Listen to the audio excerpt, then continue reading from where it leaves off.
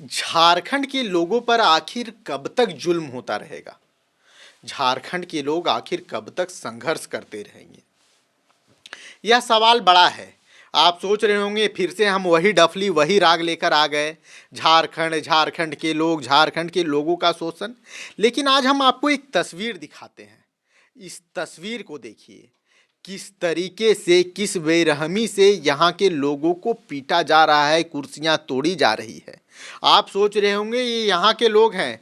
नहीं नहीं साहब, ये यहाँ के लोग नहीं हैं। लोग तो यहाँ के हैं, लेकिन वो बाहरी हैं। जिस क्षेत्र में यह हंगामा हो रहा है उस क्षेत्र के लोग नहीं हैं। यहाँ रोजगार का ऐसा अभाव है कि बाहर से लोगों को लाकर हंगामा करवाया जा रहा है। हंगामा करवा कौन रहा है? हंगामा करवाने वाली कंपनी है अडानी जी की कंपनी। वही अडानी जी जो मोदी जी के दोस्त हैं, मोदी जी के मित्र हैं। और तस्वीर है हजारीबाग जिले के बड़कागांव प्रखंड के गोतलपुरा गांव की, जहां पॉल्यूशन कंट्रोल बोर्ड की तरफ से जन सुनवाई का आयोजन किया जाना था। और यहां आम लोग जो यहां के रैयत हैं उनकी समस्याओं का समाधान किया जाना था।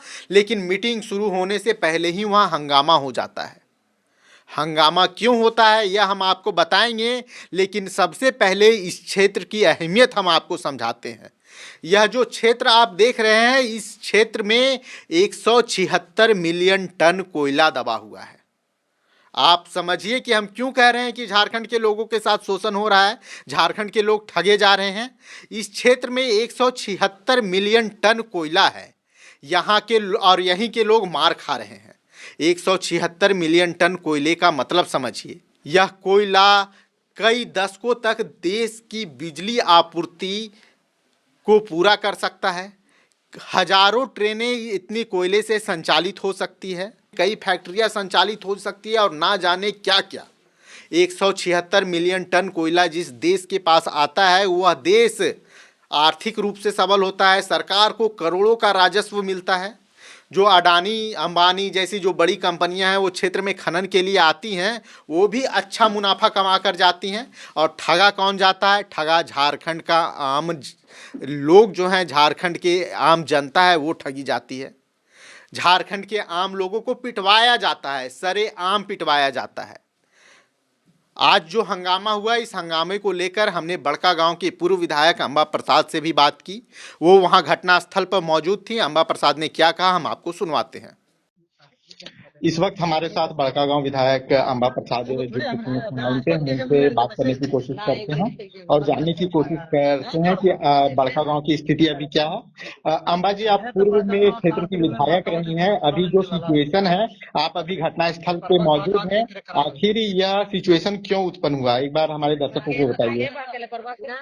देखिए, यहाँ पे खनन कंपनियों के खिलाफ में हम लोग हमेशा उनका जो गलत नीति है, जो गलत यहाँ पे जो लोगों के साथ बहुत ही खराब तरीके से जो वो लोग का जीवन बदहाल कर रहे हैं, बदतर कर रहे हैं, बिना नियम कानून का अवैध काम कर रहे हैं यहाँ पे, उसको हम लोग हमेशा उजागर करते आए हैं। उसी का सब जीता जागता मतलब सब देख चुके हैं ये सब। और यहाँ पे लोग काफी जागरूक हो चुके हैं वो सब देख के। तो यहाँ के लोग ग्राम सभा का भी विरोध किए थे, जिसको ये लोग फर्जी तरीके से पास कर दिया। जी,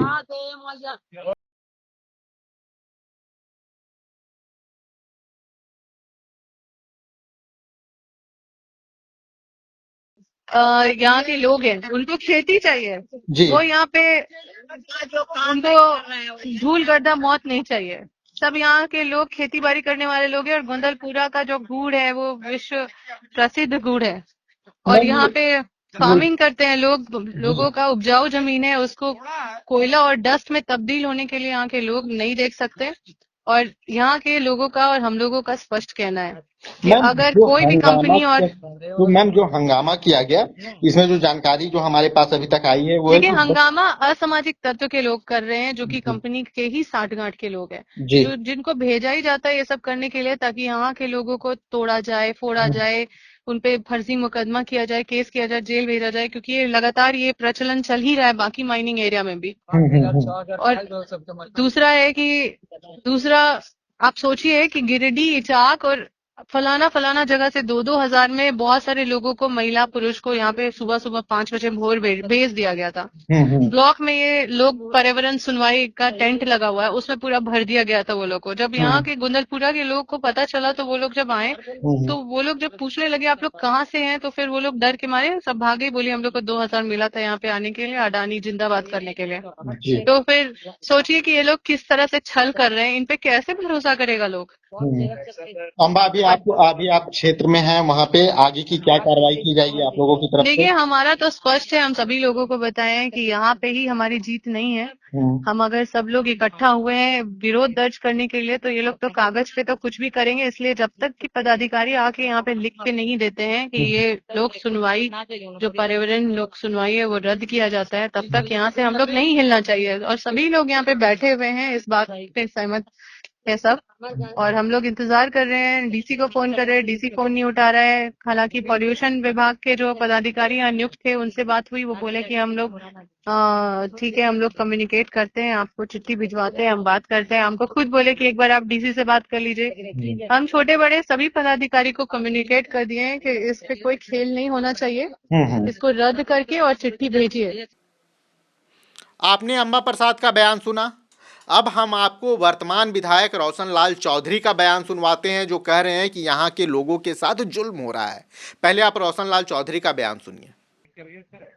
ये सब देखे, पहले तो जन भावना को देखते हुए प्रशासन को कोई शक्ति का उपयोग नहीं करना चाहिए। और जब जनता अपना पक्ष रखना चाह रही है तो प्रशासन को कोई भी इस तरह का दुर्घटना को रोकने का पूरा प्रयास करना चाहिए, क्योंकि शुरू से ही उन लोग आंदोलन कर रहा है, अपना पक्ष रख रहा है। हाँ दादा, तो दादा आखिर इस समस्या कैसे सुलझेगा? मतलब बड़का गांव, अब हम लोग देखिए, सरकार नीति यदि बनाएगा, हाँ, अब विस्थापन नीति बनाया है, कागज में है, हम्म, यदि नीति बनाता तो आज ये घटना नहीं ना होता। हाँ सही बात है, हाँ, हाँ सही बात है। नीति यदि बनाता तो नीतिगत फैसला होता तो इस तरह का बात ही नहीं होता। हैं? हम तो यही हैं, हम भी घटना स्थल में, कौन बोलता है कि नहीं आता, हम कल भी आए थे। अच्छा, आप हैं। अब हम आपको दोनों नेताओं के बारे में बताते हैं। अम्बा प्रसाद कांग्रेस से विधायक रही हैं बड़कागांव क्षेत्र की, और लगातार सड़क से लेकर सदन तक अपने क्षेत्र की समस्याओं को लेकर संघर्ष करती रही हैं। झारखंड में किसकी सरकार है? कांग्रेस जेएमएम की सरकार है। इससे पिछली सरकार जब वो विधायक थी, उस वक्त भी कांग्रेस और जेएमएम की सरकार थी। मतलब समझिए, जो उस क्षेत्र में कंपनी चलाने वाले लोग हैं वो कितने रसूखदार हैं कि वहाँ के आम लोगों को पीटा जाता है, उनके साथ अन्याय की जाती है, लेकिन यहाँ की सरकार भी उनके खिलाफ कोई कदम नहीं उठाती। अब बात रोशन लाल चौधरी की कर लेते हैं। आजसू के बड़े पुराने नेता थे, लेकिन अभी बीजेपी के कोटे से विधायक हैं।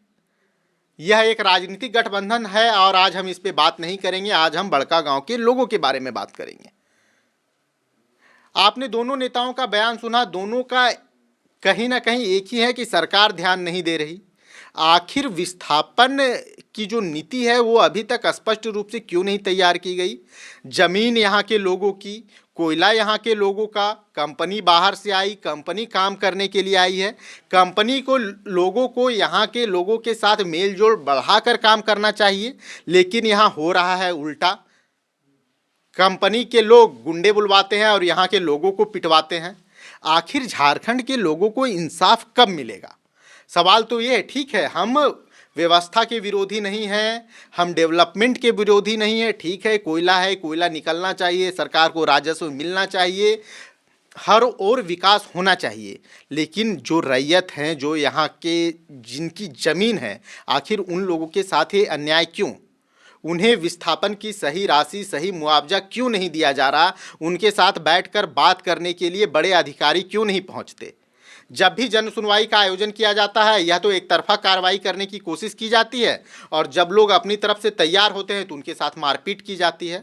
सवाल आज भी जस का तस है कि आखिर झारखंड के लोग कब तक संघर्ष करेंगे, उनका संघर्ष कितना लंबा चलेगा? इस सवाल का जवाब ढूंढने की कोशिश हम भी कर रहे हैं, आप भी कीजिए। अगर आपको हमारा यह कंटेंट पसंद आया हो तो हमें लाइक, शेयर और सब्सक्राइब कीजिए।